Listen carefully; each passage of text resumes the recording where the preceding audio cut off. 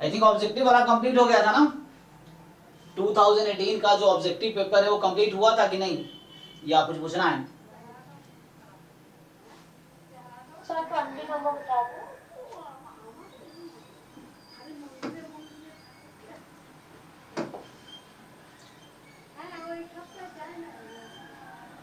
अलग अलग sir same ही है।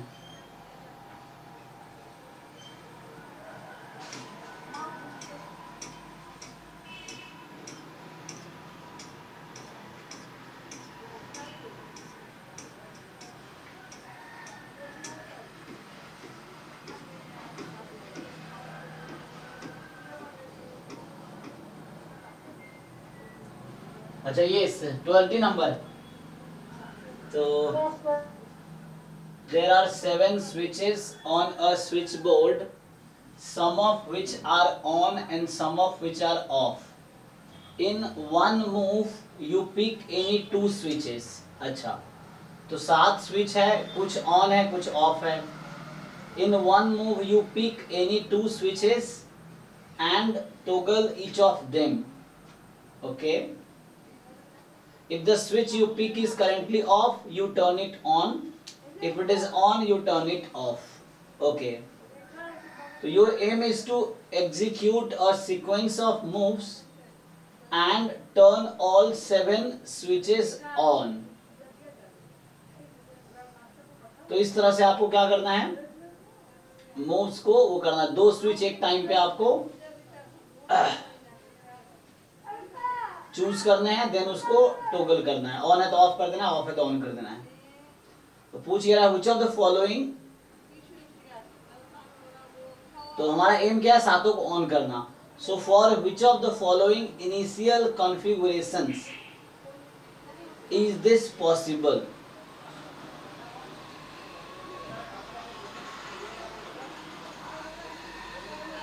कौन सा इनमें से है इनिशियल कॉन्फ़िगरेशन है, इज दिस पॉसिबल, किसके लिए पॉसिबल है. Each configuration list the initial position of 7 switches in a sequence from switch 1 to switch 7. तो इसने क्या कहा है कि जैसे आपके पास ये इनिशियल कॉन्फ़िगरेशन है, इसमें 2 स्विच आपको चूज करने हैं, देन उसको ऑन है तो ऑफ कर देना है, ऑफ है तो ऑन कर देना है, इस तरह से ईच स्विच को. और हमारा एम क्या है, एंड इसने कहा है कि your aim is to execute a sequence of moves. So ऐसा कर सकते हो आप, and turn all 7 switches on. तो किसमें ये पॉसिबल है, तुम देख के बताओ.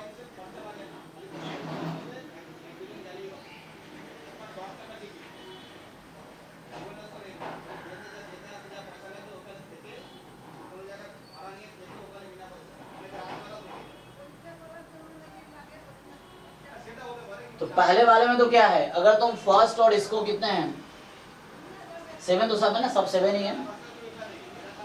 तो इसको और इसको अगर आप चूज करते हो तो ऑन कर देंगे तो नहीं हो जाएगा, पॉसिबल है. मतलब और ऑप्शन चूज ही नहीं कर सकते ना उनमें सर, 2 से ज्यादा होता है ना. हाँ, मतलब ये है कि हालांकि हम लोग चूज कर सकते हैं एक से ज्यादा बार भी, लेकिन एक टाइम पे 2 स्विच चूज करना होगा आपको, ये है. तो जैसे हाँ बाकी में नहीं हो पाएगा, जैसे ये ऑफ है तो मैं पहला और मान लो ऐसा करूं, इसने कहा है कि you pick any 2 switch and toggle each of them, मतलब उसको अल्टर कर दो. तो मैं इसको और इसको चूज कर लूंगा इनिशियली, ऑन ऑफ को ऑन, ऑफ को ऑन कर दो, तो हो गया, पहला ही करेक्ट ऑप्शन है. बाकी में चेंज करो, बाकी में देखो, अगर ऐसा ऐसा करूं, मैं इन दोनों को चूज करूं, ये दोनों ऑन हो जाएगा, एक ही ऑफ रहा, तो इसमें सिचुएशन हो ही नहीं सकता कभी ऐसा कि सारे ऑन हो जाए, नहीं हो सकता, क्योंकि 2 switch at a time choose करने हैं. तो ये first option is correct. Done, ठीक है ना.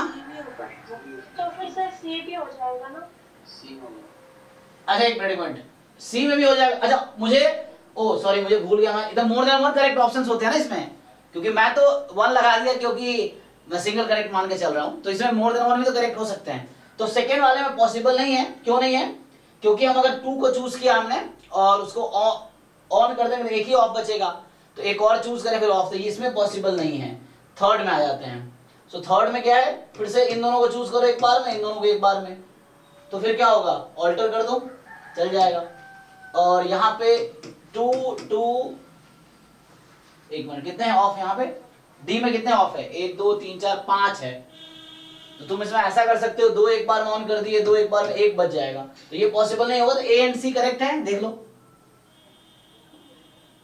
सर इसमें सारे क्वेश्चन रहते हैं एमएसक्यूज क्या? हाँ मतलब मेरे ये सीएमआई में सारे एमएसक्यूज ही है ना,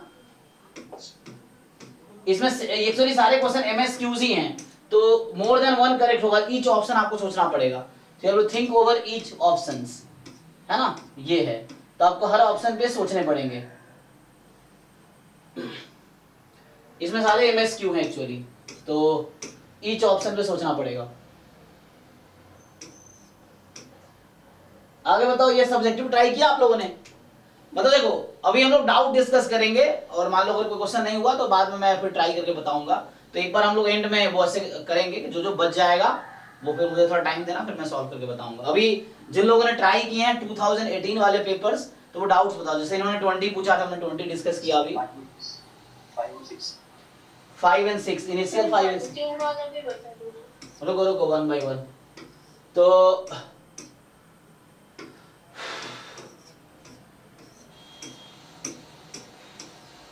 क्योंकि तुम्हें सीखना है, तुम्हें ट्राई करना है, ये मत सोचो टीचर पढ़ा दे मुझे सब आ जाए, ऐसा नहीं होगा। आप ट्राई करो, आप सीखो, तो वो सीखना है, तो यहाँ आके आपको सीखने हैं। कौन सा पूछा आपने? 5 सेक्शन में। अच्छा बी सेक्शन में। ओ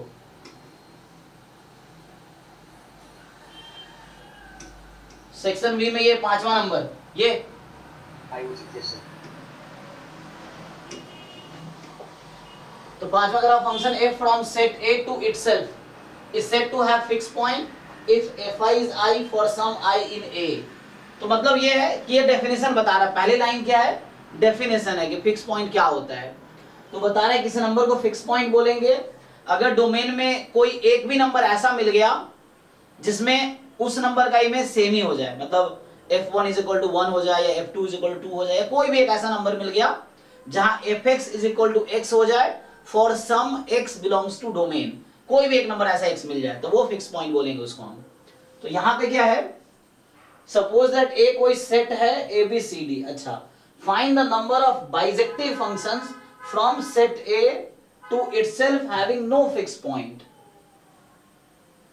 मतलब आपको, अच्छा मुझे बताओ a में 4 एलिमेंट है, तो वैसे बताओ मुझे f a से a में है, तो टोटल कितने 1 1 फंक्शन a से a में बनाए जा सकते हैं? 24। तो इसका फॉर्मूला होता है ना 4 फैक्टोरियल, तो टोटल नंबर ऑफ 1 1 फंक्शन जो होगा 4 फैक्टोरियल होगा, ठीक है। ये टोटल है, हमें उसको हटाना है। अब मुझे ये टोटल काउंट नहीं करना है, मुझे वैसा 1 1 फंक्शन चाहिए, तो 1 1 है तो ऑन टू भी होगा, ये भी रिजल्ट होता है, क्योंकि डोमेन और कोडोमेन में सेम नंबर ऑफ एलिमेंट है, तो 1 1 फंक्शन है तो ऑन टू भी होगा, अगर ऑन टू है तो 1 1 भी होगा। मतलब यहां जैसे देखो डोमेन और कोडोमेन में सेम नंबर ऑफ एलिमेंट्स हैं, तो if it is 1 1 then it will obviously be on to, if it is on to it will obviously be 1 1। तो जस्ट आपको क्या करना, बाइजेक्टिव का हो तो जस्ट 1 1 चेक कर दो, तो ऑन टू होगा ही वो, ठीक है। तो 1 1 चेक कर लो, तो ये 4 फैक्टोरियल उन्होंने बताए, ठीक है। अब मुझे ढूंढना है इसमें कितने फंक्शन हैं जिसके पास एक भी फिक्स पॉइंट नहीं है, मतलब वो नंबर खुद से खुद पे मैप नहीं हो रहा हो, ऐसे कितनी पॉसिबिलिटीज हैं?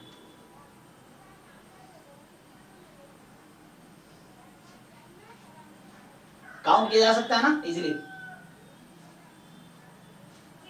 एक तो हो सकता है कि मान लो कैसे काउंट करोगे,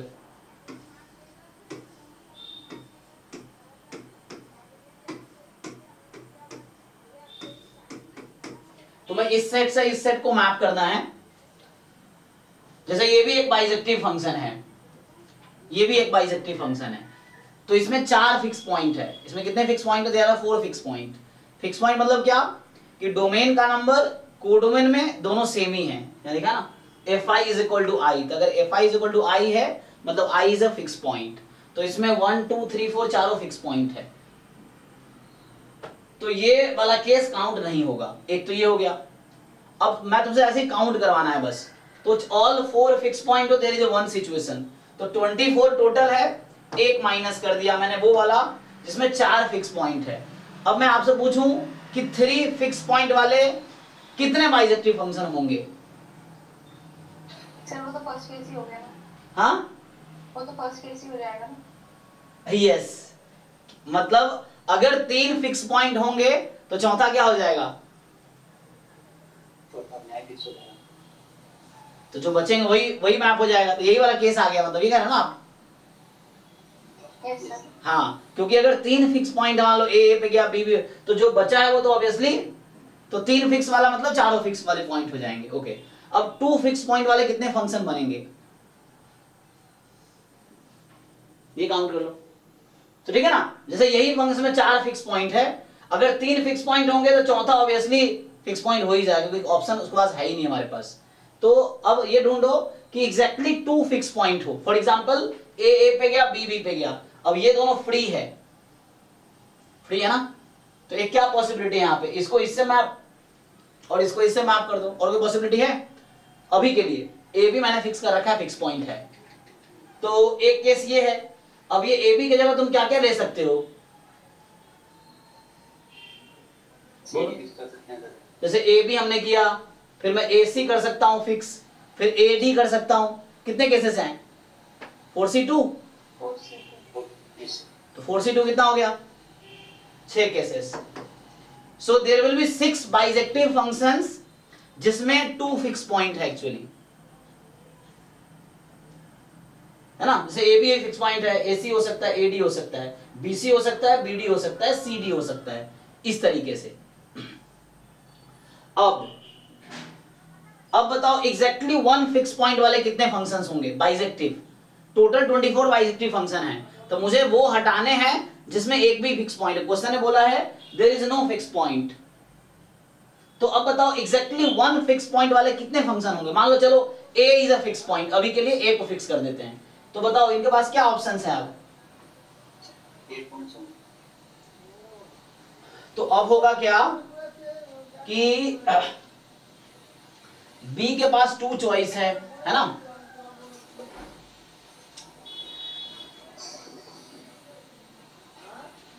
अच्छा, ऐसे पॉसिबिलिटी काउंट कर लो।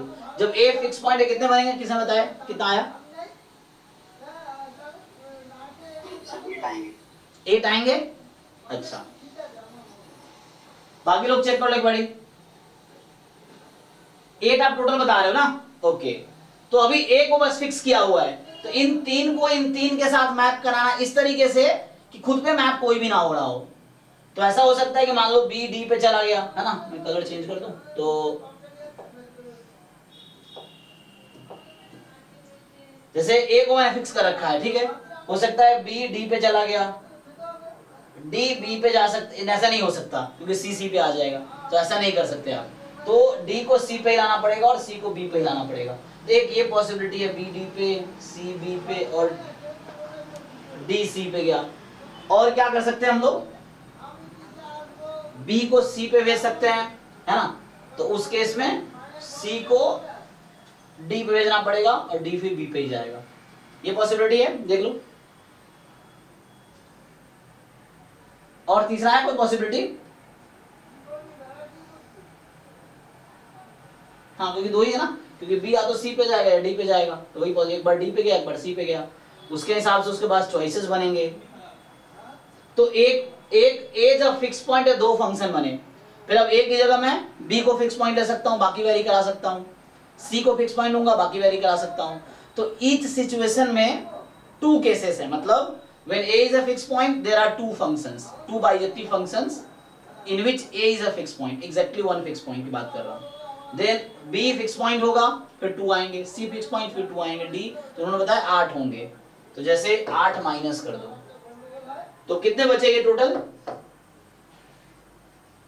9। तो 9 आंसर होना चाहिए, चेक करो। सही था, 9 आंसर है। हाँ, यही है। 6 को बताता है, 6 में थोड़ा जोर से बोलो, आवाज समझ नहीं आ रही तुम्हारी। तुषार 6 क्वेश्चन नंबर 6 ना? हाँ Yes. ओके, तो ये क्वेश्चन नंबर 5 था। ये CMI MSc डेटा साइंस 2018 का पेपर कर रहे हैं हम लोग। लास्ट क्लास में यही किया था, तो अभी हम डाउट डिस्कस कर रहे हैं। 6th क्वेश्चन कि a 4 digit number is represented as ABCD। ठीक है, तो जिसको आप लिख सकते हो, जैसे मान लो 1 2 3 4 है, इसको ऐसा लिखते हैं ना,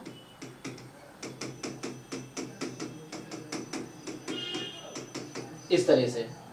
तो लिख दिया इन्होंने, जहां A नॉन जीरो होगा। ठीक है, suppose the number DCBA obtained by reversing the digits of ABCD is 9 times ABCD। Okay, तो फाइंड द नंबर ABCD। ये तो बच्चों वाला क्वेश्चन हो गया, चलो ट्राई करके देखते हैं। तो सर हाँ सर अभी जो इससे पहले वाला जो क्वेश्चन था ना हाँ सर, ये जो ग्रुप ऑफ परम्यूटेशन है उससे भी कर सकते हैं क्या?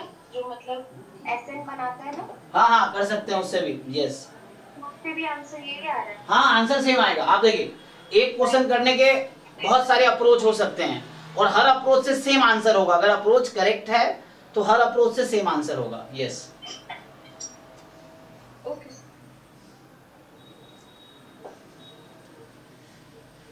तो इसमें क्या दिक्कत है? देखो भाई, कह रहा है कि जो DCBA है वो रिवर्स किया डिजिट्स को, किसका? ABCD को।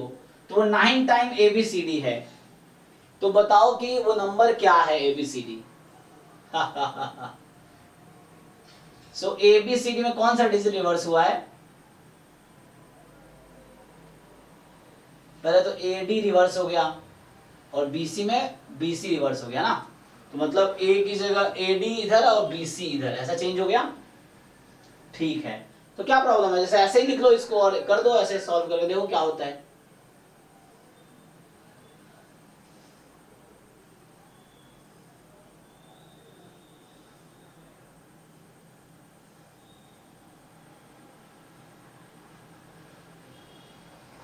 तो यहाँ मतलब ये हो गया कि 9 times ABCD। So A into 10 cube plus B into 10 square plus C into 10 plus D, इसका 9 टाइम जो है वो कौन सा नंबर है? इसका 9 टाइम ये नंबर है, ये वाला DCBA। तो D into 10 cube plus C into 10 square plus B into 10 and plus A into 1, या A, जस्ट A लिख सकते हो। तो ये 9 टाइम है। तो पूछ रहा है बताओ नंबर क्या होगा?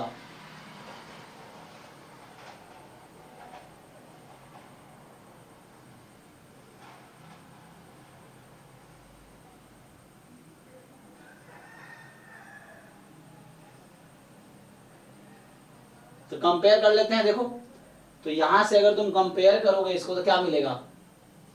अगर 0 करे तो क्या मिलेगा? 9A बराबर D और 9D बराबर A, 81A।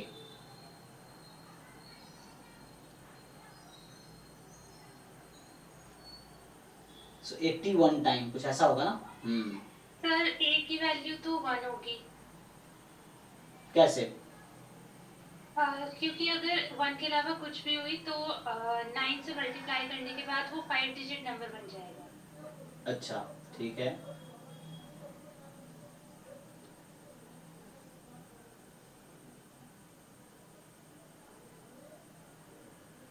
तो A अगर 1 हुई तो D 9 हो जाएगी।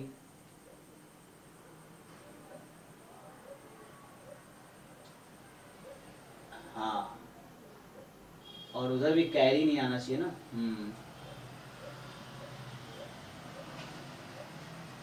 Yes sir. सर नंबर तो आ गया, पैन है नजर से ही आया। क्या आया? 1089। अच्छा 1 जो यहाँ मैं सोच रहा था इस तरह से करूँ अगर, तो यहाँ 1089, अगर मैं ऐसे सोचूं, ये मैं सोच रहा था यहाँ 89 करे, तो इसको मैं अगर 9 से मल्टीप्लाई करता हूँ तो क्या होगा? वही मैं हिट एंड ट्रायल पहले ट्राई कर रहा था कि मैं 9 से मल्टीप्लाई करके देखूँ तो क्या होगा। तो 1089 को 9 से मल्टीप्लाई करो तो क्या बन रहा है? अच्छा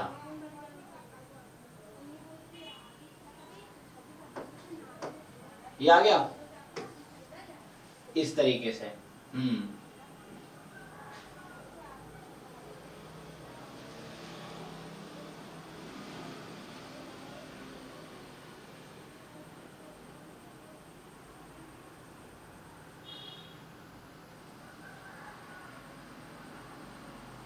तो 1089 है ना। हम मतलब इस तरह हिट एंड ट्रायल से भी सोच सकते हैं, नहीं तो इसमें बहुत टाइम लग रहा है ना। अगर ऐसे थ्योरेटिकली सोचे तो हिट एंड ट्रायल्स में ऐसे सोच रहा था क्या नंबर बना सकता हूँ, यहाँ पे क्या बना सकता हूँ, तो उस तरह से कुछ सोचना पड़ेगा क्या बना सकते हैं हम। तो 1089 में ये था कि 9 से मल्टीप्लाई करें तो डिजिट रिवर्स हो जाए। मतलब रिवर्स क्या है, ये दोनों इंटरचेंज हो जाए और ये दोनों इंटरचेंज हो जाए, हमारा ये पर्पस था। तो 1089 को अगर आप 9 से मल्टीप्लाई करोगे तो 81 आ गया। एंड 8 है, 8 8 जा 72, 8 9 जा 72 प्लस 8 80 हो गया, 8 कैरी हो गया, 8 वहाँ चला गया और 9 से। तो ये भी सही है कि 9 से इसको मल्टीप्लाई किया तो ये आ गया। So this is your ABCD and this is your, ठीक है ना, पर देख लो, क्योंकि वैसे थ्योरेटिकली थोड़ा टाइम लग रहा है, इसमें कैसे डिसाइड करेंगे देखना पड़ेगा। तो पहली चीज तो 4 डिजिट का ही दोनों है।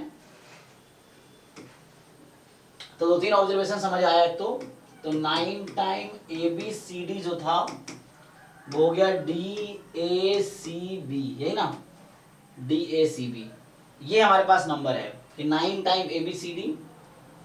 तो हिट एंड ट्रायल्स वही देख रहे ना कि 9, क्योंकि 1009 शुरू में देख रहे थे, ये वर्क नहीं किया क्योंकि इसको 9 टाइम करेंगे तो 1 बना था, यहाँ 8 बन गया और यहाँ 0, यहाँ 9, तो ये वैसा बना नहीं इसके उससे। फिर जैसे आपने सजेस्ट किया कि ये करके देखते हैं। सो 8 है ना, ये अभी किया मैंने वहां पे।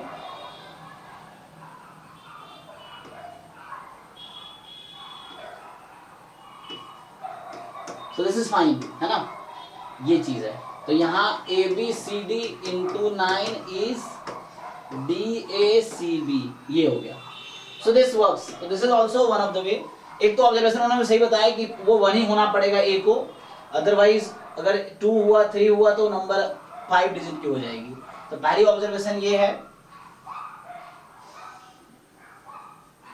तो उससे ये पता चल गया ना कि A 1 हो गया, और A 1 हो गया तो रिवर्स होके जब बनेगा तो D आपका 9 हो गया। तो यहां से तो क्लियर हो गया। सेकंड डिजिट भी 0 और 1 ही होगी, क्योंकि 120 तक ही नंबर्स आ सकते हैं, 1120 तक ही। 1120 से कम ही होंगे मतलब ABCD की वैल्यू। हाँ, क्योंकि देखो अगर यहाँ पे मान लो, चलो हमने कहा A फिक्स कर लिया, हमने ऐसा सोचा कि A 1 ही हो सकता है, क्योंकि A अगर 1 से ज्यादा हुआ तो 9 2 18 हो जाएगा, तो 5 डिजिट के नंबर बन जाएंगे। तो ABCD की बात कर रहे हैं तो 9 टाइम तो 1 होगा। अब ये 1 है तो उधर 9 फिक्स हो गया। अब यहाँ पे अगर आपको 1 से ज्यादा हुआ, फॉर एग्जांपल, हाँ 0 या 1 हो सकता है, जो सेकंड प्लेस है वो 0 या 1 ही हो सकता है, क्योंकि अगर 2 हुआ फॉर एग्जांपल तो वो 9 2 18 और फिर वो कैरी होके इधर आ जाएगा, 9 1 जा 9, फिर वो 5 डिजिट की बन जाएगी। तो 4 डिजिट रहने के लिए जरूरी है कि यहाँ पे 0 या 1 हो, और कोई पॉसिबिलिटी नहीं है ना, या तो 0 या 1 होगा। सर यहाँ से एक्सपेंशन करके फिर कंपैरिजन कर सकते हैं। हाँ, मतलब जैसे 9 इंटू और ABCD को हम लिख देंगे 1BC इंटू और 9। हाँ हाँ, और फिर जो 1000 100 है वो प्लेस खोल देंगे। ठीक है। उसके बाद राइट साइड भी हमारे पास है 9CB1, तो उसे भी इसी तरह ओपन कर देंगे, आ जाएगा। साइड 9000 आ गया। यस, उसे हम हटा देंगे और फिर बाकी 2 ही बचेंगे B और C, उसको कंपैरिजन कर लेंगे तो कर सकते हैं। उससे वैल्यूज निकल जाएंगी। ठीक है, वो भी एक तरीका है। तो इस तरीके से होगा। तो हिट एंड ट्रायल से आप कर सकते हो कि 1 0 यहाँ फिक्स किया तो यहाँ क्या ले, तो यहाँ अगर जब 0 लिया तो यहाँ भी 8 या है ना 9 हो सकता है, तो वो देखना है क्या रखना है। So this is fine, hit and trial से ठीक है। 1089 इज द यूनिक नंबर, ठीक है ना। तो वैसे कुछ ऑब्जर्वेशंस देखने पड़ेंगे, ऑब्जर्वेशन के बाद समझ आएगा। थ्योरेटिकली ये कंपैरिजन डायरेक्ट नहीं कर सकते हम, तो इससे आ जाएगा एटलीस्ट। चलो एक सॉल्यूशन तो मिला। ठीक है भाई, इनका डाउट था, विशाल आपका डाउट था ना, ठीक है ये। तो नेक्स्ट बताओ। 15 तो सर आपका 15। सो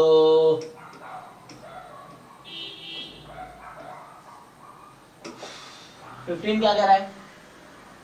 अ square piece of paper ABCD है, ऑफ साइड लेंथ 1 है, एक स्क्वायर पीस है, और है ना, आप लोग भी साथ में ट्राई करो, एग्जाम में ऐसे ही नए क्वेश्चन आएंगे, so you have to take attempts, try करना होगा हिट एंड ट्रायल से या कैसे भी। और जैसे आया, एक मिनट, तो सॉल्यूशन नहीं ढूंढना है आपको।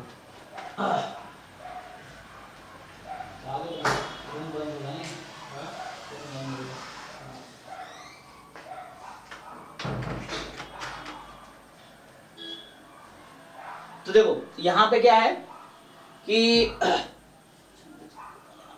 रुको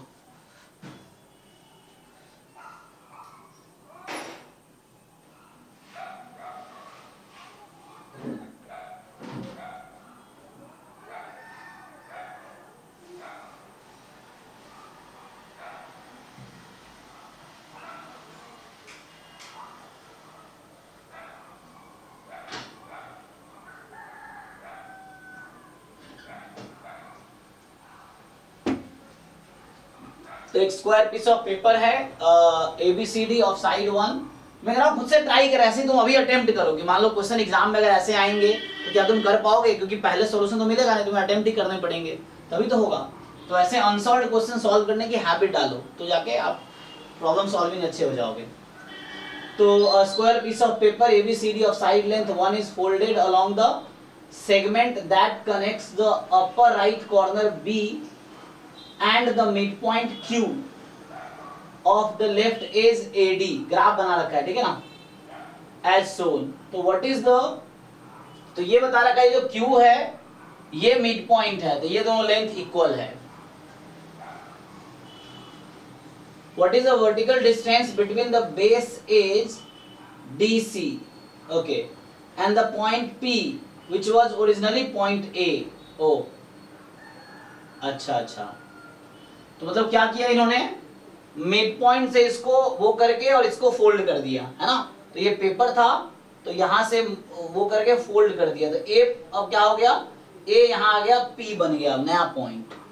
तो आपसे पूछ रहा है कि so what is the vertical distance between base edge DC and the point P, ये डिस्टेंस कितना होगा, ये पूछ रहा है कि what is this distance. Clear है सब क्वेश्चन। तो ये मिड पॉइंट है और इस तरह से,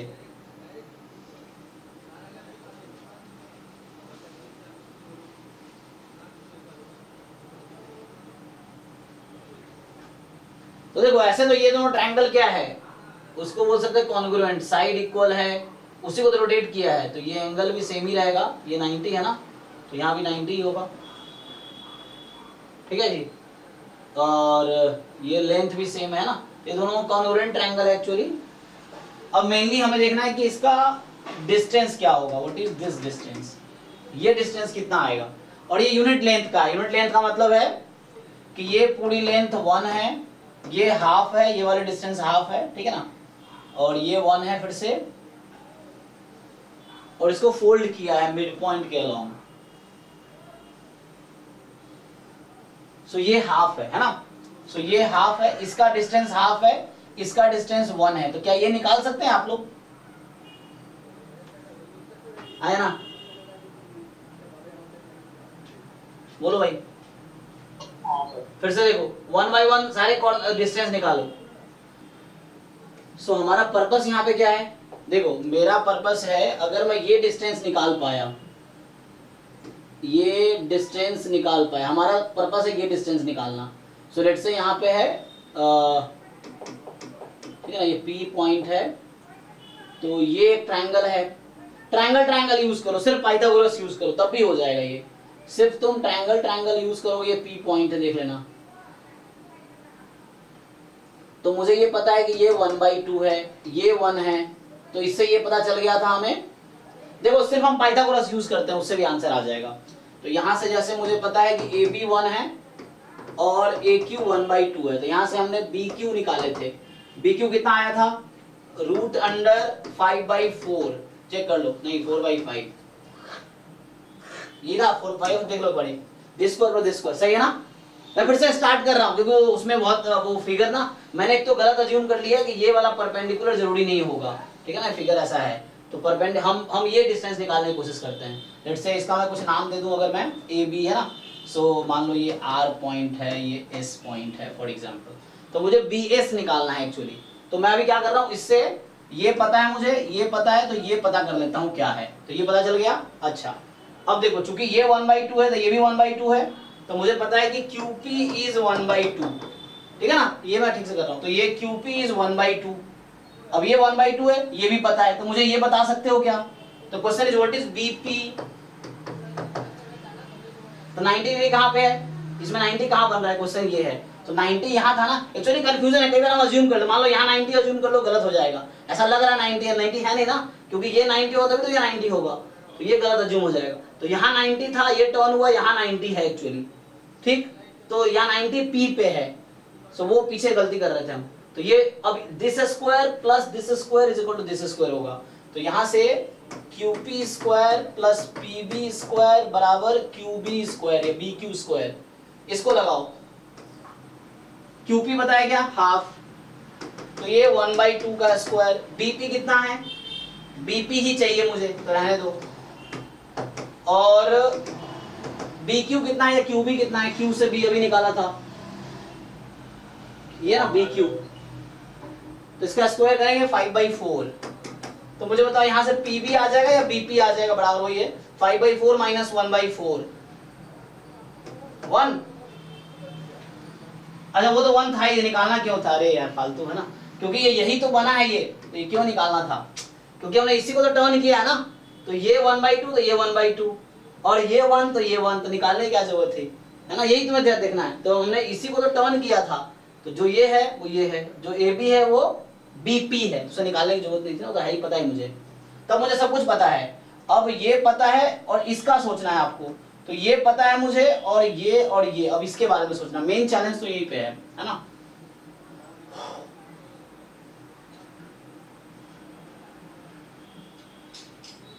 तो ये P पॉइंट है तुम्हारा, यहाँ पे जो P छुप गया है ये P पॉइंट है, और हमें BS चाहिए, अगर BS मिल गया तो आंसर आ जाएगा। So we need this BS, बताओ क्या कर सकते हो। सो ये तो 1 था ही, तो ये निकालने की जरूरत नहीं थी, इसकी कोई यहाँ जरूरत नहीं थी।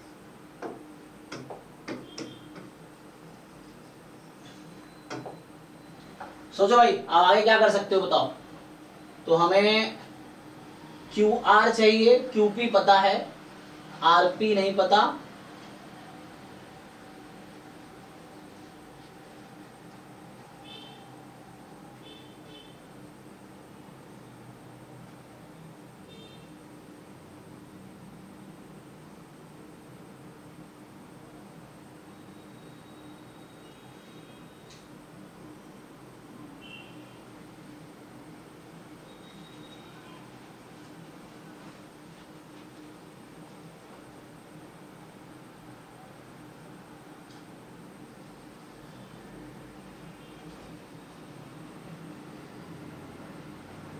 तो क्वेश्चन ये क्या QR निकाल पाएंगे, क्वेश्चन ये है क्या हम QR निकाल पाएंगे, ये QR कैसे आएगा,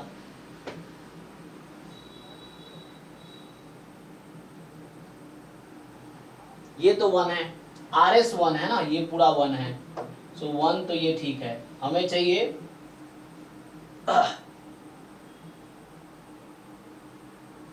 QR है तो निकाल लो, या BS निकाल लो डायरेक्टली।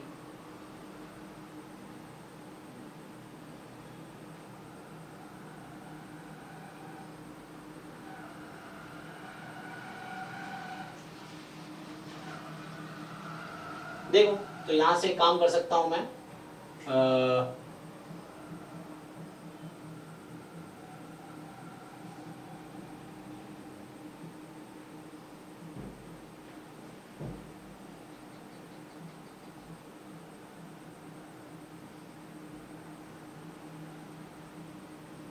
चैलेंजेस QR क्या है या RD क्या है, अगर ये निकाल पाएंगे तो काम हो जाएगा। QR या RD है ना, या BS ये निकाल सको, या SC ये निकाल सको, तो हालांकि ये दोनों इक्वल ही है, RD और ये तो सेम ही है।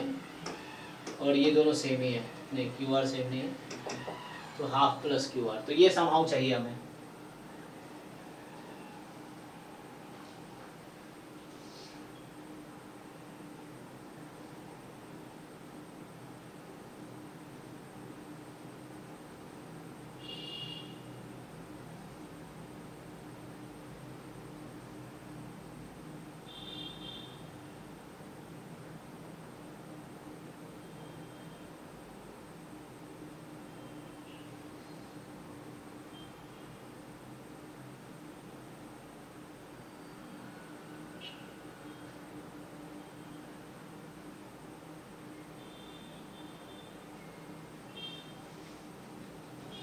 तो देखो कुछ इक्वेशंस बनाता हूँ मैं, तो यहाँ से बना सकता हूँ मैं कि जैसे Q R square plus R P square is equal to Q P square, Q P already हमारे पास है half, Q P is already half, तो 1/2 स्क्वायर, एक तो ये बन जाएगी। वहां से बनाओगे तो P S square plus S B square या बी एस स्क्वायर बराबर 1, और ए आर और एस बी क्या सेम है ना, तो ए आर और एस बी, तो यहाँ से क्यू आर आ जाएगा। क्यू आर का रिलेशन क्या है एस बी के साथ, आर पी पी एस का सम तो 1 है, ठीक है ना। सो यहाँ पे R P plus P S is 1 and जो हमारा एस बी है वो क्यू आर प्लस 1/2 है।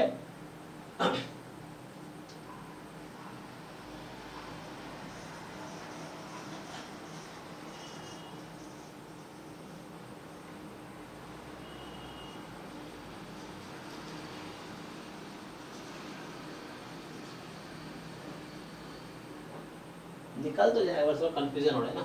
सो अगर मैं एस बी की जगह लिख दूं Q R plus 1/2 whole square बराबर 1, यहाँ से पी एस है, so P S is 1 minus R P,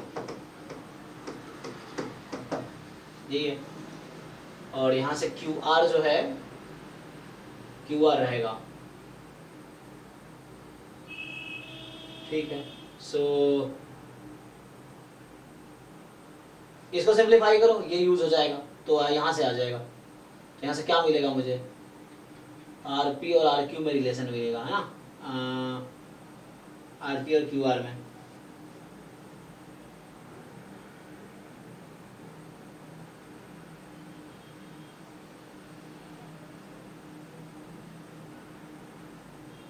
ठीक है, इसको अगर मैं खोलूँ तो 1 - 2 टाइम आर पी होगा and plus R P square और क्यू आर स्क्वायर मिलके 1/4 हो जाएगा, स्क्वायर स्क्वायर मिलके A square minus 2a plus B square, फिर A square plus B square, तो यहाँ 1/4 रहेगा, और 2 टाइम आर क्यूब, ठीक है, इज 1। एक ये इक्वेशन बन के आई है, तो यहाँ से 1/4 प्लस 1 हो गया, 1/2 प्लस 1 3/2 माइनस 2, ये क्या था आर पी, और प्लस 2 आर क्यूब बराबर 1 है।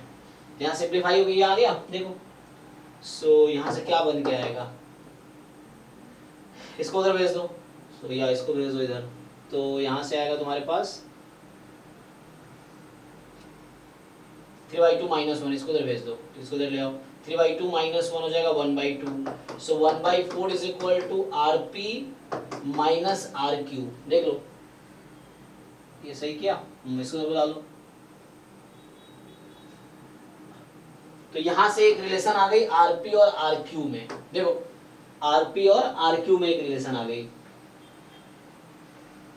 ये आरपी और आरक्यू में एक रिलेशन आ गई। और दूसरा रिलेशन हमारे पास ऑलरेडी है क्या,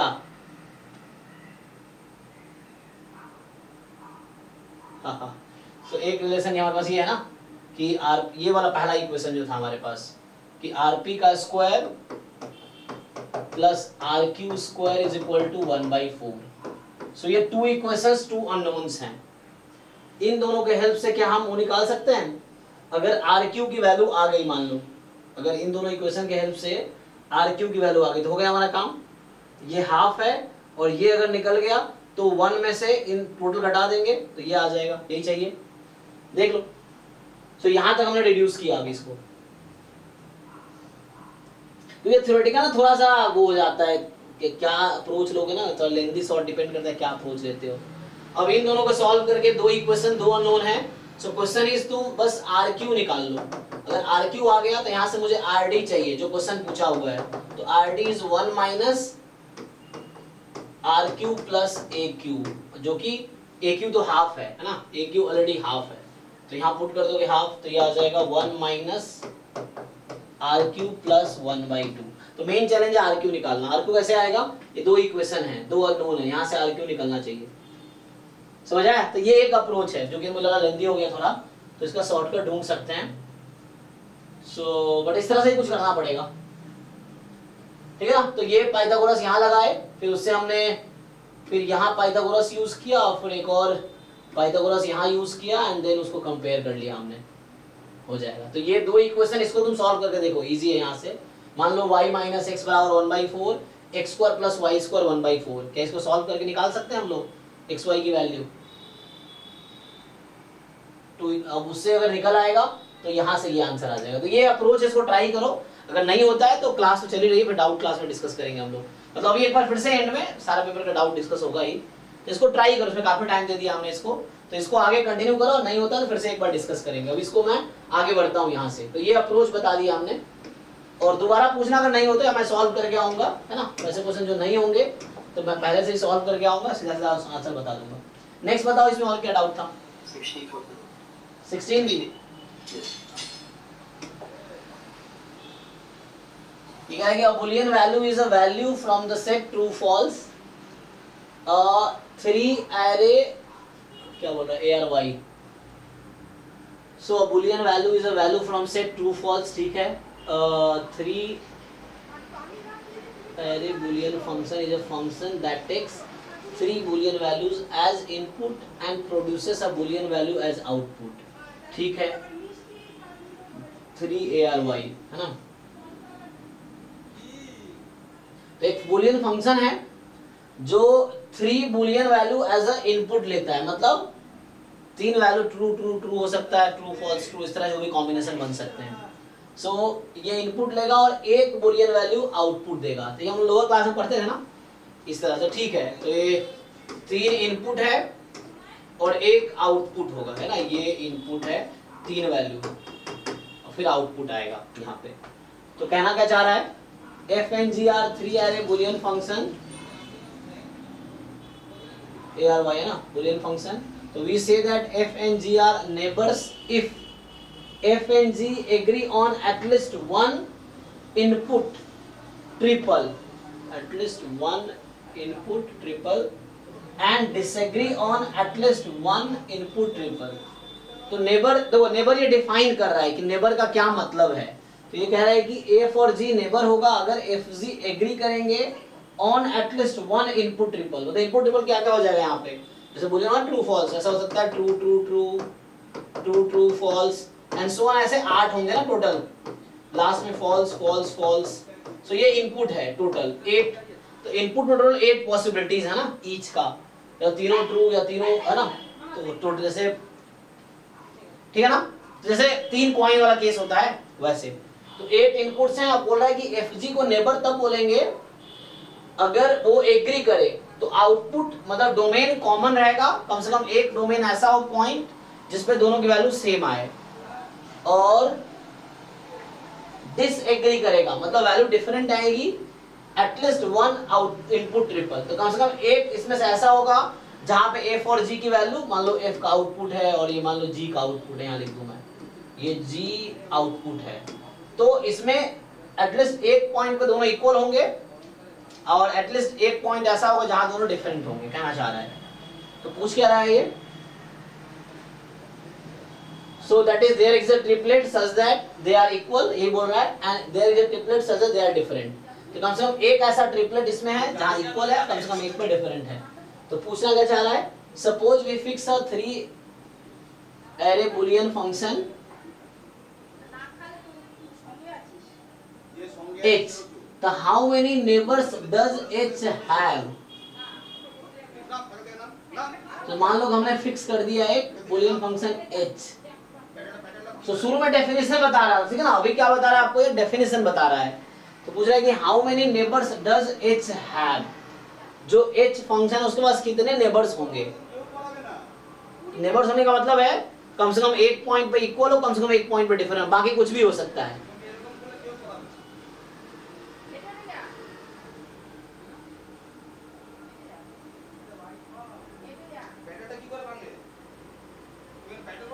जैसे क्या मतलब है, जैसे मान लो यहाँ ट्रू आया तो यहाँ भी ट्रू आएगा, एक पॉइंट ऐसा होगा, और यहाँ ट्रू आया तो यहाँ फॉल्स आएगा, इस तरह से रहेगा। So how many neighbours does h have, बोलो भाई क्या क्या हो सकता है। हमारा टोटल 8 ट्रिपलेट है, डोमेन में कितने, हाँ बताओ भाई क्या बोल रहे हो। पर h क्या है इसमें? हाँ h कौन सा फंक्शन है? h एक फ्री एरे बुलियन फंक्शन है। बुलियन फंक्शन क्या होता है, फ्री एरे बुलियन क्या होता है, एक फंक्शन है जिसका इनपुट में 3 वैल्यू है, आउटपुट में एक बुलियन वैल्यू है।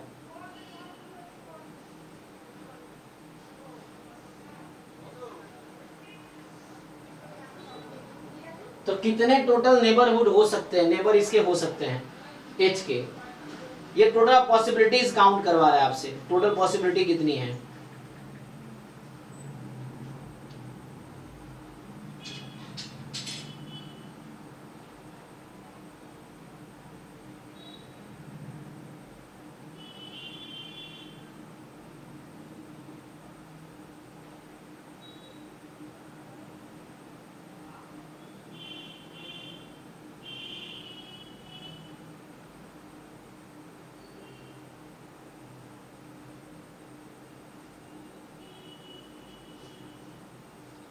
बताओ, मैं ये बोल रहा हूं कि तुम्हारे पास ऐसा है, क्या बोलूं यहाँ पे मैं, x y z, ये मैप कर रहा है किसी को, लेट से t को।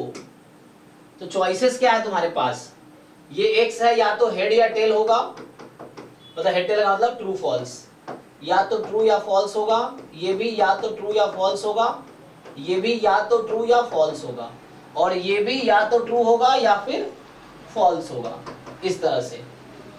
द क्वेश्चन इज h के पास कितने नेबर्स होंगे। तो एक केस सोचो, अगर ऐसा हो जाए, मान लो ये इनपुट है, मैं इधर बनाता हूं, देखो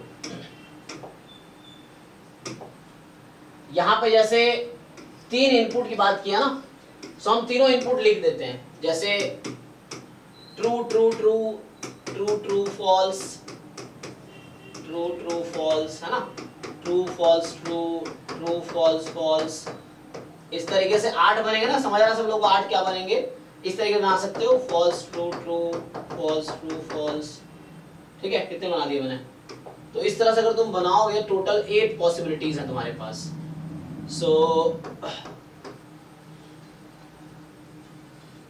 सर इसमें कोई गेट लेकर के कर सकते हैं क्या, जैसे और गेट ले लिया?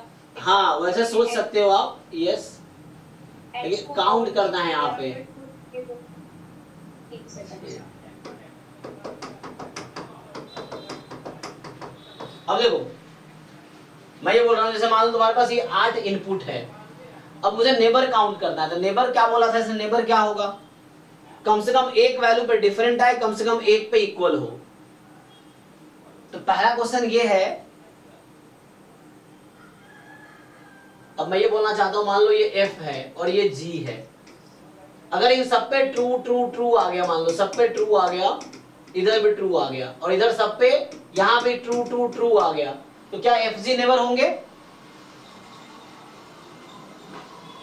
यस और no? No sir, no sir. Neighbour होने की कंडीशन ये है, कम से कम एक पॉइंट पे डिफरेंट हो वैल्यू, कम से कम एक पॉइंट पे इक्वल हो, है ना, तो ये नेबर नहीं बन सकता। अगर ऐसा होता, मान लो ये सब पे ट्रू है और इधर सब फॉल्स फॉल्स फॉल्स आ गया, सब पे फॉल्स आ गया, मैं बोल रहा हूं, तो क्या नेबर बनेंगे? No sir. नो। नेबर होने की कंडीशन क्या है कि ये डोमेन है, ये टोटल डोमेन मैंने लिख दिया, there are 8 possibility of domain, यही 8 पॉसिबिलिटी है डोमेन में, इनपुट ये होगा। अब 2 सिचुएशन हमने ऐसा बनाए जहां पे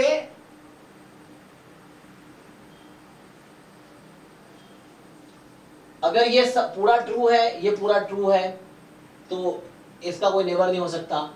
ये ट्रू है और ये पूरा फॉल्स है तो भी नेबर नहीं हो सकता। सो टू सिचुएशंस ऐसे है जहां पे अब बाकी क्या पॉसिबिलिटी, बाकी आप कुछ भी लिख दो जो मैंने दो सिचुएशन सजेस्ट किए। हम सिर्फ एच की बात कर रहे हैं, मान लो ये एच है और मैं नेबर की यहाँ बात कर रहा हूँ, ठीक है ना, ये एच है मेरा और ये नेबर की बात कर रहा हूँ। वो एफ जी के टर्म में समझा रहा था कि एफ जी का नेबर कब होगा। तो ये एच है और ये एच का नेबर है। तो अगर यहाँ सारे ट्रू है और ये सारे ऑल ट्रू आ गया, तो ऑल ट्रू दोनों side is can not be neighbour, क्योंकि कम से कम एक में डिफरेंट होना चाहिए। ये ऑल ट्रू है और ये ऑल फॉल्स हो गया, still it can not be neighbour. तो दो सिचुएशन ऐसा है जहां वो नेबर नहीं हो सकता। अब दो सिचुएशन के अलावा ऐसे कितनी पॉसिबिलिटी है बताओ। तो ये 8 पोजीशंस को आपको फिल करने हैं। ईच पोजीशन है how many choices, we have to fill 8 positions. ये इसका आउटपुट क्या आ सकता है, तो ये तो इनपुट है 3, यहाँ आउटपुट क्या आ सकता है, ट्रू और false. So 2 possibility for the first output, 2 possibility for the second output, 2 possibility for the third output, 2 possibility for the fourth output. कितने होंगे ऐसे, ये किसके इक्वल आएगा, 2 की पावर 8 कितना होता है ये 256। तो देखो ये जो आउटपुट की पॉसिबिलिटी है, ये जो आउटपुट है, there are total 256 possible outputs. या बोले रेंज में कितने एलिमेंट हो सकते हैं, तो टोटल रेंज में 256 एलिमेंट्स हो सकते हैं। अब आपको देखना है ये जो 256 में, हाँ 2 की पावर 8 थोड़ी होंगे, 8 होंगे ना, क्यों 2 की पावर होंगे ना सर। आउटपुट में तो हम मतलब ये जो इनकी रोज है वही तो काउंट कर रहे हैं। सेट ऑफ आउटपुट्स, हाँ मान लो S is a set of output, what is number of element in S, 2 की पावर 3 सर। 3 क्यों, मतलब सर यही तो काउंट कर रहे हैं ना, जो ये कॉलम है लास्ट वाले कॉलम्स की एंट्रीज ही तो उनकी तो ऑप्शंस हैं। अरे रुको रुको, इसके करस्पॉन्डिंग आउटकम आउटपुट क्या हो सकता है, पहले इनपुट के करस्पॉन्डिंग आउटपुट क्या हो सकता है, ट्रू और false. Yes 2 possibility. Second input के करस्पॉन्डिंग आउटपुट क्या हो सकता है, ट्रू या फॉल्स। थर्ड इनपुट के करस्पॉन्डिंग आउटपुट हो सकता है ट्रू या false. So there are 8 inputs ना, तो ईच इनपुट के करस्पॉन्डिंग 2 पॉसिबल आउटपुट्स हैं। तो first input and second input and third input and so on. So these are the 256 total possible outputs हैं। जैसे एग्जांपल के लिए मैंने आपको सजेस्ट किया था कि पहला आउटपुट हो सकता है T T T T T, सारे टी हो जाए, है ना।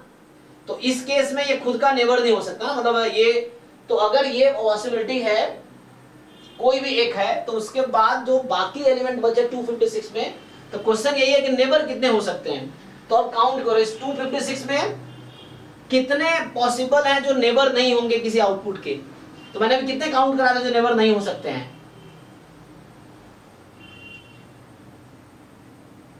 जैसे ये ट्रू ट्रू, मान लो कोई भी एक आउटपुट है, अगर उसके सेम आ जाए, मान लो कोई एक आउटपुट अज्यूम कर लो तुम, यहाँ कुछ भी है एक और अज्यूम कर लो, अगर उसी के इक्वल वाला कभी नेबर बन सकता है क्या। जैसे कोई भी एक आउटपुट अज्यूम कर लो, मैंने एग्जांपल दिया था T T T T 8 times ले लिया हमने, ये आउटपुट है। तो यहाँ भी अगर टी टी टी टी हो गया तो ये नेबर बनेगा क्या, कभी नहीं बन सकता ना। और दूसरा उसका अपोजिट ले लो, यहाँ जो भी नंबर है उसका जस्ट अपोजिट ले लो, करस्पॉन्डिंग टू एनी आउटपुट जो बाकी बने हैं खुद, और उसका जो अपोजिट जस्ट ले लिया हमने वो नहीं बनेगा। तो इसमें 2 माइनस कर दो, तो इस 256 तो टोटल आउटपुट्स हैं, इसमें से जस्ट 2 ऐसे आउटपुट्स होंगे जो उसका नेबर नहीं हो सकता। उसके अलावा मतलब किसी भी एक आउटपुट के करस्पॉन्डिंग बात कर रहा हूं, खुद और उसका जो अपोजिट है, मतलब टीटीटी है तो उसका अपोजिट एफएफ हो जाएगा, उस वो 2 है जो आउटपुट नहीं हो सकता एक्चुअली, मतलब नेबर नहीं हो सकता। तो टोटल पॉसिबल नेबर्स कितने हैं करस्पॉन्डिंग टू एनी फंक्शन या एनी आउटपुट, 254। चेक करो,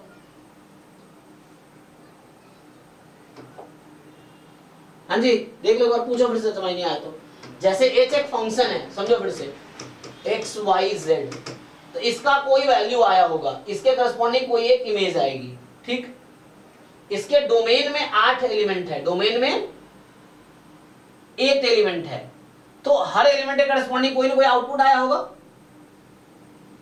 ठीक है ना।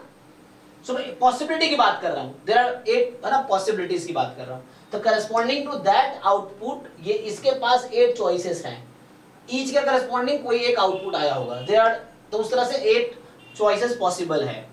अब उसके लिए खुद जो होगा वो नेबर नहीं हो सकता और उसका जस्ट अपोजिट वाला नेबर नहीं हो सकता, तो मतलब ये हो गया कि टोटल 256 में से खुद को और अपोजिट वाले को छोड़ के बाकी कोई भी नेबर बनाए जा सकते हैं, क्योंकि एक डिफरेंट और एक सेम चाहिए आउटपुट में, तो हो जाएगा। ये था क्वेश्चन, देखो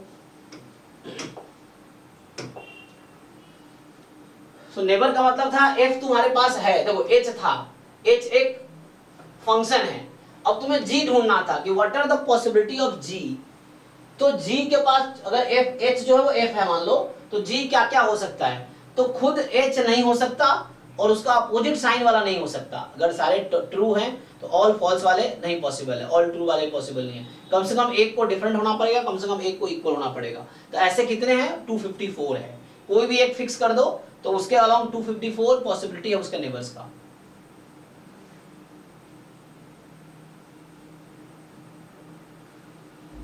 ठीक है जी, बताओ नेक्स्ट, बताओ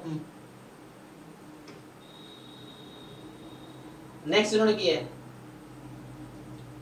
हेड आउट ये कंप्लीट हो गया, अच्छा टाइम भी निकल गया, सो कंप्लीट कर गया हो, हाँ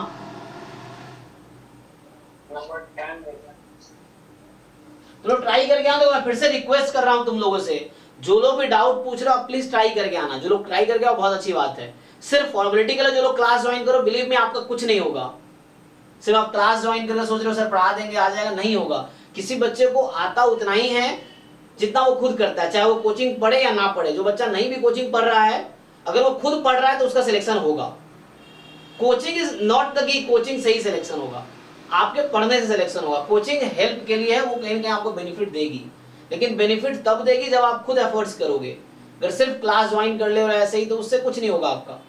वो बच्चा जो कोचिंग नहीं ज्वाइन किया अगर खुद एफर्ट्स कर रहा है, वो खुद PYQ सॉल्व कर रहा है, अपनी कमियां ढूंढ रहा है, उस पर काम कर रहा है, इंप्रूव कर रहा है अपने आप को, एग्जाम तक इंप्रूव करते जा रहा है, तो उसका सिलेक्शन होगा, चाहे वो कोचिंग में है या नहीं है, इससे मैटर नहीं करेगा। चलो ऐसा टाइम भी हो गया है तो मुझे नेक्स्ट क्लास में कंटिन्यू करते हैं, तो मैं फिर से आप लोगों को कहता हूँ अभी एक क्लास और इसी को चलाऊंगा, तो ये जो पेपर है आपका 2018 वाला, इसको कंप्लीट करके आओ, अगर आप वेबसाइट पे देखो तो हम आगे डिस्कस करते हैं, ऐसे 10 में है क्या, suppose a bank earns 10% of the loan amount every 10% of loan amount for every loan that is repaid. If the person defaults on his or her credit, then bank loses the entire loan amount. अच्छा, अगर किसी ने fraud किया तो ऐसा कुछ default.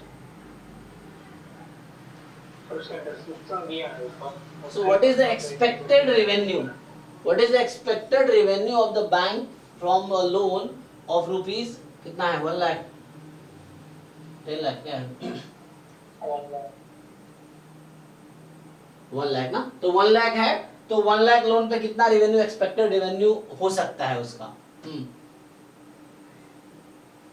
ठीक है, अभी 8 to 10 मेरा दूसरा बैच है, 8 बजने वाला है, तो इसको अभी स्टॉप करते हैं, अगले क्लास में कराता हूं मैं, आप लोग ट्राई करके आओ, तो फिर से एक क्लास और मैं आपको देता हूं, बाकी अगर नहीं भी करा रहा आप 18, 19, 20, 21, 20, 23 सारे पेपर कर जाओ आप, और सीखने की कोशिश पहले खुद से करके सीखने की कोशिश करो, फिर 1 by 1 हम लोग डाउट डिस्कस करेंगे, जो मेरे बस का होगा मैं करूंगा, तो फिर सीख के मैं बताऊंगा, ये चीज है, तो मैं भी सीख रहा हूँ एक्चुअली इसके थ्रू। सर जो इसका ऑब्जेक्टिव पेपर है उसमें पिछली बार अपन ट्रेन वाला क्वेश्चन कर रहे थे ना, जो हो नहीं रहा था बार बार, उसमें सर उसका वो वाला पार्ट ना, मतलब एक पार्ट उसका हुआ नहीं है। हाँ, वो ट्रेन में वो 2 घंटे का वो जो क्या था वो टाइम वो हुआ था, टाइम स्लॉट चेंज हुआ था, उसका था। ठीक है, ट्राई करते हैं उसको, आप लोग पहले ट्राई करके आओ, तो आप लोग 18 का पेपर कंप्लीट करके आओ, बाकी भी कंप्लीट कर लो, 18, 19, 20 ये पेपर्स और 2, 4, 5, 10 बार सॉल्व करो, फिर हम लोग 1 by 1 डिस्कस करेंगे। नेक्स्ट क्लास में 18 का जो डाउट रहेगा वो और 19 का भी आप ट्राई करके आओ, वो डिस्कस करेंगे हम लोग, ठीक है। तो 18 और 19 ये वेबसाइट पे है, तो इसको आप ट्राई करके आओ।